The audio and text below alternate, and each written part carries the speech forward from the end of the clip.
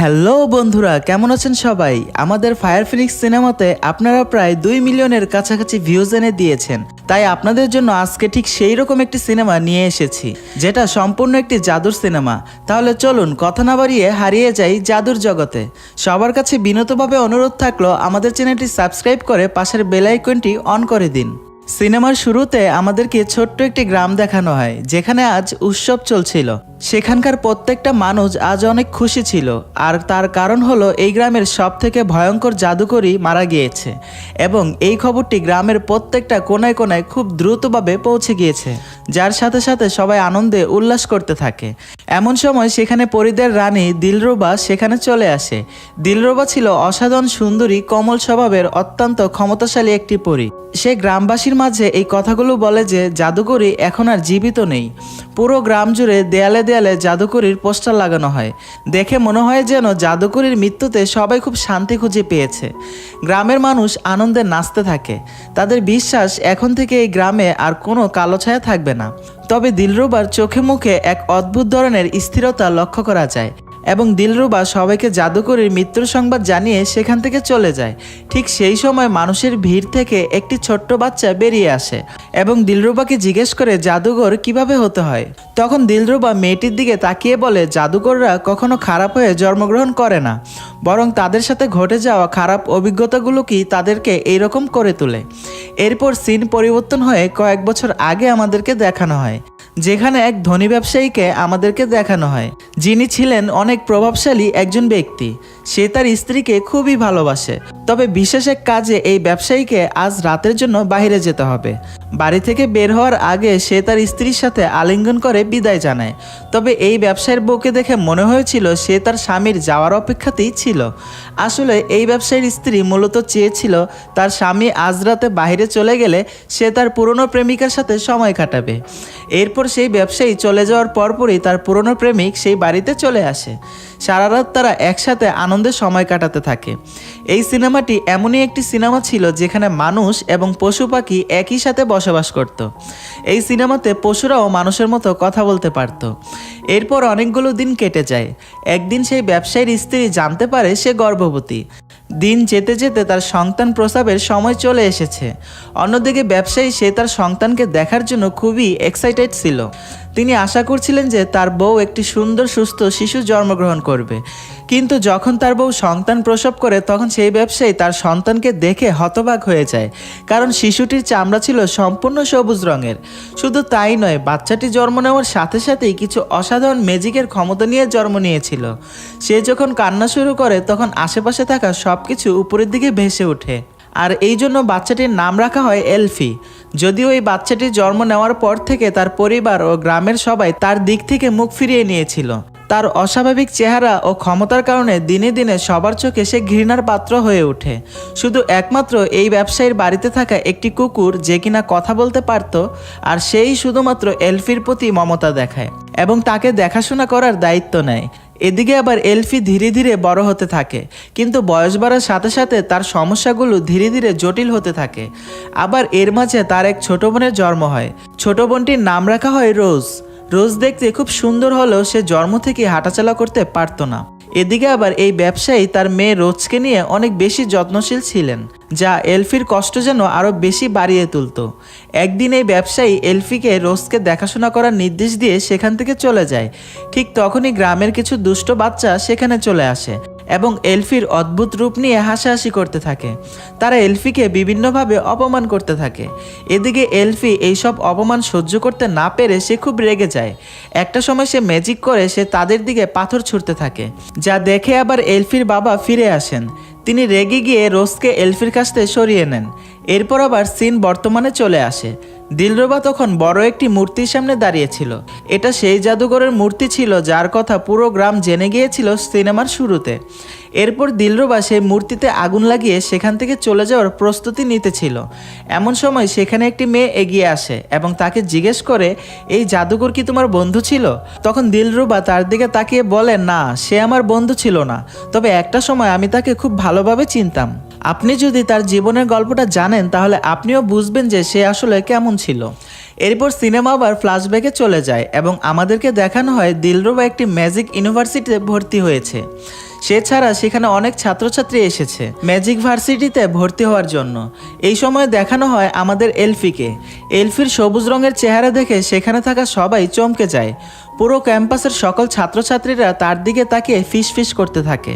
তখন এলফি সবাইকে এভাবে তাকিয়ে থাকতে দেখে সবাইকে বলে, আমার জন্ম হয়েছে সবুজ রঙের চামড়া নিয়ে, আমি আমার চেহারা নিয়ে খুব খুশি আছি।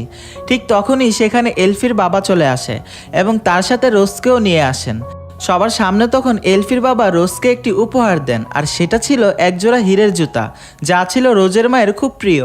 এলফি তখন দূর থেকে এই দৃশ্যটা দেখে কষ্টে চোখ ফিরিয়ে নেয়, কারণ ছোটবেলা থেকে সে কখনো তার বাবার স্নেহ ভালোবাসা পায়নি, যা এলফির ভিতরে তিলে তিলে তাকে আরো দুর্বল করে ফেলেছিল। এই দিনটা ছিল ভার্সিটিতে রোজেরও প্রথম দিন। এরপর এলফির বাবা রোজকে এলফির দায়িত্বে রেখে সেখান থেকে চলে যায়। এরপর সেখানে সব ছাত্ররা একে অপরের সাথে পরিচিত হয় এবং ভার্সিটির সকল শিক্ষকরা তারাও একে একে তাদের পরিচয় বলেন। শিক্ষকরা তখন ছাত্রছাত্রীদেরকে স্বাগত জানায়। তবে এই দিনটা ছিল এলফির জন্য আরও কষ্টের একটি দিন। কিছুক্ষণ পর একজন ম্যাডাম এসে রোজকে তার সাথে নিয়ে যায়। যেহেতু রোজ নামকরা একজন ব্যবসায়ীর মেয়ে, সেই কারণে তাকে বেশি সম্মান করা হচ্ছিল। তখন এলফি ম্যাডামকে নিষেধ করে রোজকে এভাবে একা নিয়ে যেতে, কিন্তু টিচার তার কোনো কথাই শুনে না। তাই এলফি রেগে গিয়ে সে তার শক্তি দিয়ে রোজকে সেখানেই থামিয়ে দেয়, যার ফলে আশেপাশে থাকা সবকিছু শূন্যে ভাসতে থাকে। এলফির এরকম ক্ষমতা দেখে টিচারও ভয় পেয়ে যায়।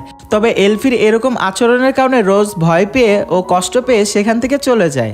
এই ঘটনাটি আবার দূর থেকে আরেকজন টিচার লক্ষ্য করেছিলেন, যিনি ছিলেন এই ভার্সিটির প্রধান শিক্ষক ম্যাডাম ডলি। তখন তিনি সবার সামনে এসে এলফির ম্যাজিকের দায়ভার তিনি নিজেই নিয়ে নেন, কারণ ইতিমধ্যেই ভার্সিটির অন্যান্য ছাত্রছাত্রীরা এলফির উপরে খুব রেগে গিয়েছিল। তখন ম্যাডাম ডলি সবাইকে বলেন তিনি এলফির এই অদ্ভুত ক্ষমতা দেখার ফলে তিনি এলফির দায়িত্ব নিতে চান। তিনি আরও বলেন তিনি এলফির বাবা মানে সেই ব্যবসায়ী তার সাথে কথা বলে এলফিকে এখানে ভর্তি করানোর ব্যবস্থা করবেন। তখন তিনি এলফিকে দিলরুবার সাথে রুম শেয়ার করতে বলেন। তখন দিলরুবা না চাইতে সত্ত্বেও বাধ্য হয়ে রাজি হয়ে যায়।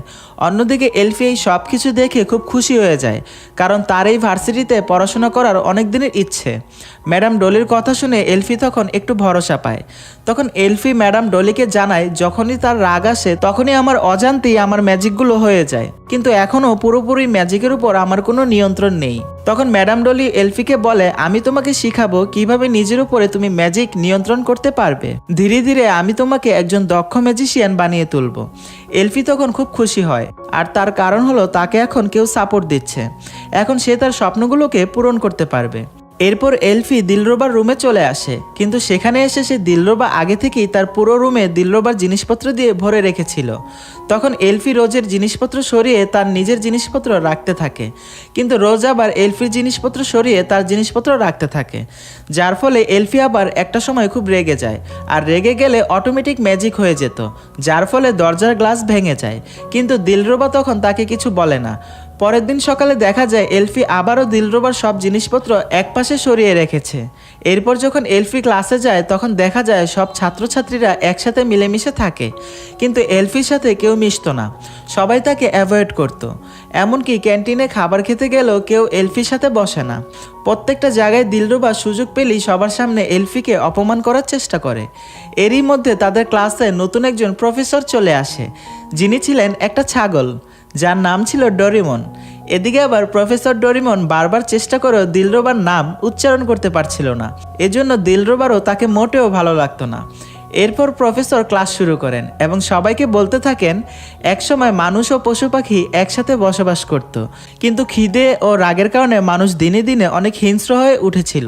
তখন প্রফেসর সেখানে আরও অনেক কিছু বলতে চেয়েছিল, কিন্তু তিনি খেয়াল করে দেখেন কোনো এক ছাত্র তার সম্পর্কে অনেক খারাপ কথা লিখে রেখেছে, যা দেখে আমাদের প্রফেসর ছাগল খুব কষ্ট পায়, যার ফলে তিনি লেকচার শেষ না করে ক্লাস ছেড়ে চলে যান। এলফি তখন প্রফেসরের কাছে যায় এবং তার মন ভালো করার চেষ্টা করে, যার ফলে একটা সময় তাদের দুজনের মাঝে বেশ ভালো বন্ধুত্ব হয়ে যায়। এদিকে আবার প্রফেসর ডোরেমন ও এলফির এই দুইজনেরই এই ভার্সিটিতে কোনো বন্ধু ছিল না। অন্যদিকে প্রফেসর ডলি তার কথা মতো এলফিকে আলাদাভাবে পড়াশোনা করানো শুরু করে দিয়েছিলেন। মূলত আজ ডলি এলফিকে এটাই শেখাচ্ছিল যে কিভাবে কয়েনকে শূন্যের উপরে ভাসিয়ে সেটাকে নিয়ন্ত্রণ করতে হয়। তখন এই ব্যাপারটা এলফি তার মনোযোগ দিয়ে অনুশীলন করছিল। তবে প্র্যাকটিস করার সময় হঠাৎ করে মনে পড়ে যায় ছাত্রছাত্রীরা কিভাবে প্রফেসর ডোরিমন মানে সেই ছাগলটাকে অপমান করেছিল, যা মনে করতেই তার রাগ বেড়ে যায়। আর এলফির রাগের ফলে প্রফেসরের রুমের সবকিছু শূন্যে ভাসতে থাকে। প্রফেসর ডলি আবার সেই সবকিছু দেখে খুব অবাক হয়ে যায় এবং তিনি এলফিকে বলে, তুমি যদি এই সবকিছুকে নিয়ন্ত্রণ করতে পারো তাহলে তুমি জীবনে অনেক বড় কিছু করতে পারবে, তবে তার জন্য তোমার আবেগকে আগে থামানো শিখতে হবে। অন্যদিকে প্রফেসর ডোরিমন মন খারাপ করে তার রুমে চলে গিয়েছিল। সেখানে তার মতো অনেক কথা বলা প্রাণীরা খুব গুরুত্বপূর্ণ একটি মিটিং করছিল। তখন মিটিংয়ে ডোরিমন খুব দুঃখ করে সবাইকে বলে, এখানে আমাদের কোনো সম্মান নেই, মানুষেরা আমাদেরকে আর প্রয়োজন মনে করে না, আর তারা আমাদের উপরে সব কিছুর দোষ চাপিয়ে দেয়। আমি মনে করি একসময় আমাদেরকে এখান থেকে তারা তাড়িয়ে দিবে। এইভাবে চলতে থাকলে হয়তোবা আমরা আর কখনো মানুষদের সাথে মিশতে পারবো না। আসলে এই ভার্সিটির একমাত্র প্রফেসর ছিলেন ডোরিমন। তিনি সহ তার মতো অনেকেই এখানে থাকা কথা বলা প্রাণীরা খুব হতাশ হয়ে গিয়েছিল। এদিকে আবার এলফি যখন প্রফেসর ডলির রুম থেকে বেরিয়ে আসে তখন সে দূর থেকে প্রফেসর ডোরিমনকে পিছু করতে থাকে। আসলে মূলত বাহির থেকে পুরো মিটিংয়ের সব কথা সে শুনে ফেলেছিল। এরপর মিটিং শেষ হওয়ার পর প্রফেসর ডোরিমন এলফিকে ভিতরে ডেকে নেয়, আর ততক্ষণে রুম থেকে বাকি সব প্রাণীরা সেখান থেকে চলে গিয়েছিল। তখন প্রফেসর ডোরিমন এলফির কাছে জানতে চায়, তুমি কি সব কিছু শুনে ফেলেছো? তখন এলফি তাকে বলে, হ্যাঁ, আমি সব কিছু শুনে ফেলেছি। আমি জানি আপনাদের সবার অনেক কষ্ট হচ্ছে, তবে আপনি চিন্তা করবেন না, আমি আপনাদেরকে সাহায্য করব। তবে ডোরিমন খুব অবাক হয়ে যায় এবং তার কাছে জানতে চায়, তুমি কিভাবে আমাদেরকে সাহায্য করবে এলফি? তখন এলফি আত্মবিশ্বাসের সাথে বলে, আমি জানি না, তবে যে করেই হোক আমি আপনাদের জন্য কিছু একটা করব। আপনিও আপনার সাথে যারা রয়েছে তাদের সম্মান অবশ্যই আমি ফিরিয়ে দিব। তখন ডোরিমন এলফিকে বলে, তোমাকে অনেক অনেক ধন্যবাদ, তুমি আমার জন্য এত কিছু করবে এজন্য আমি অনেক খুশি হয়েছি। তবে তুমি সাবধানে থেকো এলফি, আমাদের পৃথিবীটা এতটা সহজ নয়। এরপর প্রফেসরের সাথে কথা বলা শেষ করে এলফি জঙ্গলের রাস্তা দিয়ে নিজের রুমে যাচ্ছিল, আর ঠিক তখনই সেখানে একটি ঘোড়ার সাথে সে ধাক্কা খায়, আর সেই ঘোড়ার পিঠে একজন প্রিন্স বসেছিল। মূলত এই প্রিন্স ছিল এই ভার্সিটির নতুন একটি ছাত্র। প্রিন্স প্রথমে এলফিকে দেখে অনেক অবাক হয়ে যায়। তার গায়ের সবুজ রং দেখে সে খুব ভয় পেয়ে যায়। প্রিন্স তখন এলফিকে বলে, তুমি কি কোনো দানব নাকি? তখন এলফি রেগে গিয়ে বলে, তুমি আমাকে কোন সাহসে দানব বলেছ? এরপর সে প্রিন্সকে অনেক ধমক দিয়ে সেখান থেকে চলে আসে। এদিকে বেচারা প্রিন্স একা একা ভাবতে থাকে তার জীবনে এই প্রথম কোনো মেয়ে তাকে এইভাবে ধমক দিয়ে কথা বলেছে। এলফি যখন তার রুমের মাঝে চলে আসে তখন তার মনের মাঝে নতুন সব চিন্তাভাবনা আসতে থাকে। অন্যদিকে প্রিন্স সবুজ রঙের সেই মেয়েটির কথা মনে মনে ভাবছিল। বন্ধুরা, অনেক কষ্ট করে আপনাদের জন্য এই ধরনের সিনেমা তৈরি করি, তাই দয়া করে আমাদের চ্যানেলটি সাবস্ক্রাইব করে পাশে থাকা বেল আইকনটি অল করে দিন। এবং পরের দিন দেখা যায় ভার্সিটির সব মেয়েরা প্রিন্সকে নিজের প্রতি আকৃষ্ট করার চেষ্টা করছিল। এদের মাঝে দিলরুবাও ছিল, কিন্তু প্রিন্স কারো প্রতি ইন্টারেস্ট দেখায় না। দিলরুবা অনেক ডিমান্ড নিয়ে প্রিন্সের আশেপাশে ঘুরতে থাকে, যেন সে প্রিন্সকে পাত্তাই দিচ্ছে না। শেষ পর্যন্ত প্রিন্স দিলরুবার হাবভাব দেখে ইমপ্রেসড হয়ে যায়। এরপর দিলরুবা প্রিন্সকে পুরো ভার্সিটি ঘুরিয়ে লাইব্রেরিতে নিয়ে আসে। এখানে আবার প্রিন্স সবার সাথে মজা করার চেষ্টা করছিল। প্রিন্স তার পায়ের নিচে বই রেখে ম্যাজিক দেখানোর চেষ্টা করছিল। তখন একজন প্রফেসর এসে তাকে এমনটা করতে নিষেধ করে দেয়, কিন্তু প্রিন্স তার কোনো কথাই শুনে না। এদিকে প্রিন্স লাইব্রেরিতে নাচ গান শুরু করে দেয় এবং সেখানে থাকা সবাই তার সাথে সঙ্গ দিচ্ছিল, তবে একমাত্র এলফি ছাড়া। এরপর আবার দেখানো হয় একটি ছেলে অনেক আগে থেকেই দিলরুবাকে পছন্দ করত এবং সে প্রতিবারই দিলরুবাকে ইমপ্রেস করার চেষ্টা করত, কিন্তু দিলরুবা চালাকি করে তাকে রোজের কাছে পাঠিয়ে দেয়। তখন সে রোজের কাছে গিয়ে রোজকে পার্টিতে যাওয়ার জন্য ইনভাইট করে। তখন রোজ খুব খুশি হয়ে যায়, কারণ এই প্রথমবার কোনো ছেলে তাকে প্রপোজ করেছে। তখন রোজ খুশি হয়ে এই কথাটা এলফিকে বলে দেয়। এলফি তখন খুব ভালো করেই জানতো এসব কিছু দিলরুবার কোনো চাল হবে। এরপর রাতের বেলা সবাই পার্টিতে যাওয়ার জন্য রেডি হতে থাকে এবং দিলরুবাকে খুব সুন্দর লাগছিল। তখন দিলরুবা তার আলমারিতে একটি টুপির মতো কিছু একটা খুঁজে পায়। মূলত এই টুপিটা ছিল তার দাদুর, তাই তখন দিলরুবা সেই টুপিটাকে এলফিকে দিয়ে দেয় আর এলফিকে বলে, এই টুপিটা তোমার জন্য একবারে পারফেক্ট টুপি। আসলে মূলত দিলরুবা চাচ্ছিল এইসব বিষয় নিয়ে এলফির সাথে উপহাস করতে, কিন্তু দিলরুবার উপহার পেয়ে এলফির খুব ভালো লাগে। এর পরের সিনে দেখা যায় সবাই পার্টিতে খুব এনজয় করতেছিল। দিলরুবা প্রিন্সের সাথে এবং রোজ তার নতুন বয়ফ্রেন্ডের সাথে মজা করতেছিল, আর অন্যদিকে এলফি একাই ছিল। এলফি তখন প্রফেসর ডলির কাছে গিয়ে একটি সাহায্য চায় এবং এলফির কথা মতো ডলি পার্টিতে গিয়ে দিলরুবাকে একটি জিনিস দেয়। কিন্তু দিলরুবার ডলির প্রতি কোনো বিশ্বাসই ছিল না, কিন্তু তারপরও এলফির কথায় ডলি দিলরুবার কাছে যায়। এরপর এলফি দিলরুবার দেওয়া টুপিটা পরে পার্টিতে চলে আসে, যা দেখে সেখানে থাকা সবাই হাসাহাসি করতে থাকে। তখন এলফি কাউকে কিছু না বলে টুপিটা মাটিতে রেখে ডান্স করতে থাকে, কিন্তু এলফির ডান্স দেখে সবাই খুব হাসতে থাকে। মূলত টুপিটা ছিল দিলরুবার, আর এলফি দিলরুবার সাথেই থাকতো, যার ফলে এলফির এইসব কাণ্ড দেখে দিলরুবার সম্মান সেখান থেকে চলে যায়। তবে এলফির এইসব কাণ্ড দেখে সবাই হাসার ফলে দিলরুবারও খুব মন খারাপ হতে থাকে। এরপর এলফি দিলরুবার কাছে চলে আসে। তখন দিলরুবা দেখতে পায় এলফির চোখে কষ্টে পানি চলে এসেছে, যা দেখে এলফি দিলরুবার সাথে ডান্স করতে শুরু করে দেয় এবং ধীরে ধীরে সবাই পার্টিতে এলফির সাথে ডান্স করতে শুরু করে। এক পর্যায়ে দিলরুবা এলফিকে জড়িয়ে ধরে, আর দুজনের মধ্যে সব ভুল বুঝাবুঝি শেষ হয়ে যায়। দিলরুবা ও এলফিকে একসাথে দেখে সেখানে থাকা সব স্টুডেন্টরা এলফিকেও তাদের বন্ধু মনে করতে থাকে। এরপর পার্টি থেকে যখন এরা দুজন ফিরে আসে, তখন দিলরুবা এলফিকে বলে, আমি আমার জীবনের সব থেকে গোপন বিষয়টা আজ তোমাকে বলবো, আর তা হলো আমি আর প্রিন্স খুব তাড়াতাড়ি বিয়ে করতে যাচ্ছি। এবার তুমি তোমার সত্যিটা বলো, যা এখনো পর্যন্ত কেউ জানে না। কিন্তু এলফির তো কোনো সিক্রেট বিষয় ছিল না, তাই দিলরুবা এলফির বালিশের নিচ থেকে একটি সবুজ রঙের বোতল নিয়ে আসে। সে এলফির কাছে জানতে চায় তুমি কেন সবসময় এই সবুজ বোতলটা নিয়ে ঘুমাও। তখন এলফি দিলরুবাকে জানায় এটা আমার মায়ের শেষ চিহ্ন, তাই সে এই বোতলটা কাউকে দিতে পারবে না। তখন দিলরুবা মন খারাপ করে বসে থাকে, যা দেখে এলফি তাকে বলে আমার বাবা আমাকে পছন্দ করে না, কারণ আমার গায়ের রং সবুজ। তাই যখন আমার বোনের জন্ম হবে তখন থেকে প্রতিদিন আমার বাবা আমার মাকে এক প্রকার দুধ খাওয়াতো, যেন আমার বোন আমার মতো সবুজ না হয়। অদ্ভুত এক জাদুর দুধ খাওয়ানোর জন্য আমার বোনের জন্ম তাড়াতাড়ি হয়ে গিয়েছিল, তাই সে প্রতিবন্ধী রূপে জন্ম নিয়েছে, যার কারণে আমার মা মারা গিয়েছে। কিন্তু আমার বাবা বলে এই সব কিছুর জন্য আমিই নাকি দায়ী। যা শোনার পর দিলরুবার খুব কষ্ট লাগতে থাকে। তখন সে এলফিকে সান্ত্বনা দিয়ে বলে এর জন্য তোমার কোনো দোষ নেই। তখন সে এলফিকে খুশি করার জন্য নিজের অনেকগুলো ড্রেস ও মেকআপ গিফট করে। এমনকি দিলরুবা অনেক চেষ্টা করে কিছুটা হলেও এলফির চেহারাটাকে পরিবর্তন করার জন্য, যা এলফির খুব ভালো লাগছিল। পরে সত্যি দেখা যায় এলফির চেহারা আগের থেকে অনেকটাই পরিবর্তন হয়ে গিয়েছে। পরের দিন প্রিন্স লক্ষ্য করে দেখে এলফি দিলরুবার মতো স্টাইলিং করার চেষ্টা করছে। সে এলফিকে ভয় না পেয়ে তার কাছে গিয়ে বলে তুমি এভাবেই ঠিক আছো, অন্য কাউকে অনুসরণ করার তোমার কোনো প্রয়োজন নেই। অন্যদিকে আমাদেরকে প্রফেসর ডোরিমন ও তার এই ভার্সিটিতে আজকেই শেষ দিন ছিল, কারণ এখন থেকে সেখানে জন্তুদের থাকা নিষিদ্ধ করা হয়েছে। কিছুক্ষণ পর ক্লাসে কিছু লোক এসে ডোরিমনকে জোর করে এখান থেকে ধরে নিয়ে যায়। এদিকে এলফি প্রফেসরকে সাহায্য করতে চেয়েছিল, কিন্তু ততক্ষণে অনেক দেরি হয়ে গিয়েছে এবং সাথে সাথে ক্লাসরুমে নতুন এক প্রফেসর প্রবেশ করে। সে তার সাথে একটি ছোট্ট বাঘের বাচ্চা বন্দি করে নিয়ে এসেছিল। ক্লাসে ঢুকে সে সবাইকে বলতে থাকে এখন থেকে কোনো জন্তু জানোয়ার আমাদের সাথে থাকবে না, বরঞ্চ তারা সবাই আমাদের কন্ট্রোলে থাকবে। এদিকে আবার আমাদের এলফি খুব রেগে যায়, কারণ তার কাছে জন্তুদেরকে বন্দি করে রাখা ভালো লাগতো না। সে প্রফেসর ডলিকে তার প্রিয় ফুল গিফট করার জন্য নিয়ে এসেছিল, কিন্তু দেওয়ার মতো সেই সুযোগ সে পায়নি। সেই কারণে সে রাগ করে ফুলটাকে নিচে ফেলে দেয়। তখন দেখা যায় ফুলগুলো হাওয়ায় ভাসতে শুরু করে। তখন সে আর প্রিন্স ছাড়া ক্লাসরুমে থাকা সবাই বেহুশ হয়ে যায়। এই সুযোগে তারা দুজন এই বাঘের বাচ্চাটিকে খাঁচা থেকে মুক্ত করে জঙ্গলে নিয়ে ছেড়ে দেয়। অন্যদিকে প্রফেসর ডলি ক্লাসরুমে এসে দেখতে পায় সবাই বেহুশ হয়ে পড়ে আছে। সে বুঝতে পারে এই সব কিছু এলফির ম্যাজিকের প্রভাব। তখন তার মুখে একটি মুচকি হাসি দেখা যায়।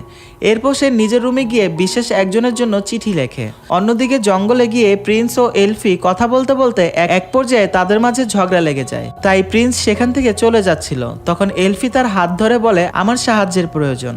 তখন এলফিকে দেখে বোঝা যায় তার মনে প্রিন্সের জন্য ভালো লাগা তৈরি হচ্ছে, কিন্তু সে ভালো করেই জানতো প্রিন্স কখনোই তার হবে না, যা ভেবে সে মনে মনে অনেক দুঃখ পায়।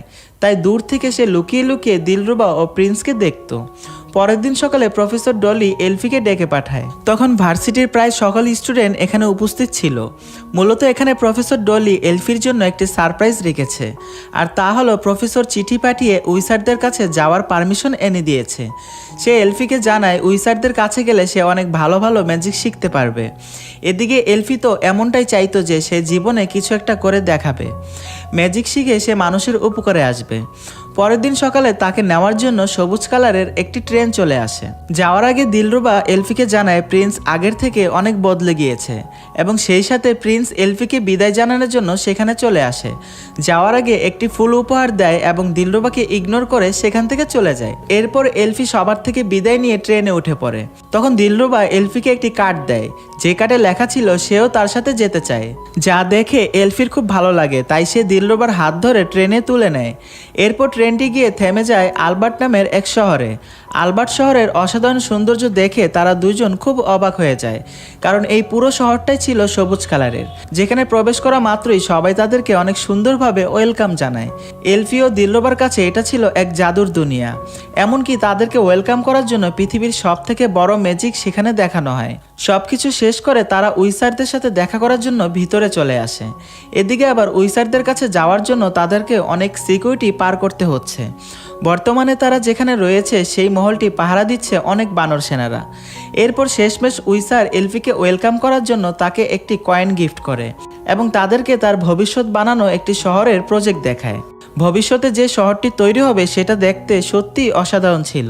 এলফির পছন্দ অনুযায়ী সেই শহরের প্রত্যেকটা রাস্তাঘাট হলুদ রঙের করে দেওয়া হয়। এরপর সে এলফিকে তার মনের ইচ্ছা জিজ্ঞেস করে। তখন এলফি বলে, কাউকে হুকুম করা আমার একদমই পছন্দ না, আমি শুধুমাত্র জন্তু জানোয়ারদেরকে সাহায্য করতে চাই। এই জন্য সে উইজারের কাছে সাহায্য চায়। সেই সময় আবার সেখানে প্রফেসর ডলি চলে আসে, যা দেখে এলফি আরও খুশি হয়ে যায়। এরপর উইসারের কথা মতো একটি বানর এসে একটি প্রাচীন বই থেকে কাপড় সরিয়ে দেয়। এরপর এলফি বইটির সামনে এসে দাঁড়ালে বইটি আপনি আপনি খুলে যায়। তখন উইসার বলে, এই বানরটির উড়ে বেড়ানোর খুব শখ, তাই তুমি এই মন্ত্রটা পড়ে দেখো। তখন এলফি সেটা পড়তে থাকে, কিন্তু এলফির বই পড়ার সাথে সাথে বানরের কষ্টটা ধীরে ধীরে বেড়ে যাচ্ছিল। এরপর মন্ত্র পড়া শেষ হলে বানরটির পিঠ চিরে পাখা বেরিয়ে আসে, কিন্তু তারপরও বানরটির অনেক ব্যথা করছিল। এদিকে আবার এলফি বানরের এতটা কষ্ট সহ্য করতে পারছিল না। এরপর সে বাইরে এসে দেখতে পায় সেখানে থাকা সব বানরের একই অবস্থা। এত কিছু দেখার পর সে সিদ্ধান্ত নেয় এলফি সেখান থেকে চলে যাবে। তখন সবাই তাকে বোঝানোর চেষ্টা করে, তবে এলফি কারো কথাই শুনে না। এমনকি তখন সে বুঝতে পারে জানোয়ারদেরকে মেরে ফেলার পিছনে প্রফেসর ও উইসারের হাত রয়েছে। তাছাড়া এই উইসার কোনো ম্যাজিকই করতে পারে না, বরং সে আর ডলি মিলে এলফির পাওয়ার ব্যবহার করে খারাপ কাজ করার মতলব করেছিল। তারা কেউ মন্ত্রের বইটিও পড়তে পারে না, এই কারণে এলফিকে এখানে নিয়ে আসা হয়েছে। এরপর তারা দুজন এলফিকে অনেক ধরনের লোভ দেখায়, কিন্তু এলফি কোনোভাবেই রাজি হচ্ছিল না। এরপর এলফি সেই মন্ত্রের বইটি নিয়ে সেখান থেকে পালানোর চেষ্টা করে। এরপর ডলি দিলরুবাকে উইসার বানানোর লোভ দিয়ে বলে, যে করেই হোক তুমি এলফিকে ধরে নিয়ে আসো। যা শুনে দিলরুবাও এলফিকে ধরার চেষ্টা করে। এরপর ডলি সব জায়গায় অ্যানাউন্সমেন্ট করে দেয় যে এলফি হলো একটা ডাইনি, যে কিনা সবাইকে মেরে ফেলবে। তাকে দেখলে যেন মানুষ সতর্ক হয়ে যায়। আর তখন ডলি বানর সেনাদেরকে বলে দেয় তাদের এই সমস্যার জন্য এই এলফিই দায়ী, তারা যেন সবাই মিলে এলফিকে ধরে আনে। অন্যদিকে এলফি ও দিলরুবা একটি রুমের মাঝে আটকে যায়। আসলে দিলরুবা উইসার হওয়ার আশায় এই চান্সটা মিস করতে চাইছিল না, তাই সে এলফিকে অনেকভাবে বোঝানোর চেষ্টা করে এবং সে ডলি ও উইসারের কথা শোনে, কিন্তু এলফি তাতেও রাজি হয় না। এরপরে দুজনে মিলে একটি প্যারাসুটের ভিতরে উঠে এবং সেখান থেকে পালানোর চেষ্টা করছিল, কিন্তু তখনই সেই প্রাসাদের ছাদ আটকে দেওয়া হয় আর প্যারাসুটের মাঝে আগুন লেগে যায়, যার কারণে তারা দ্রুত প্যারাসুট থেকে নেমে যায়। তখন দিলরুবা এলফিকে আবারও বোঝাতে থাকে, কিন্তু এলফি এত অন্যায় মেনে নিয়ে উইসার হতে চাইছিল না। অন্যদিকে চারপাশ থেকে তাদেরকে উইসারের সেনারা ঘিরে ধরেছে, তাই এলফির এত উচ্চ মহল থেকে বের হওয়া প্রায় অসম্ভব ছিল। তখন একটি ঝাড়ু উড়ে এসে এলফির সামনে থেমে যায়। তখন ঝাড়ুটা নিয়ে এলফি উড়ে গিয়ে সেনাদেরকে ভয় দেখাতে থাকে। অন্যদিকে ভার্সিটিতে ঘোষণা করে দেওয়া হয় এলফি তাদের সকলের বই চুরি করে নিয়েছে আর সে একজন ডাইনি, যা শুনে অনেকেই বিশ্বাস করতে পারছিল না।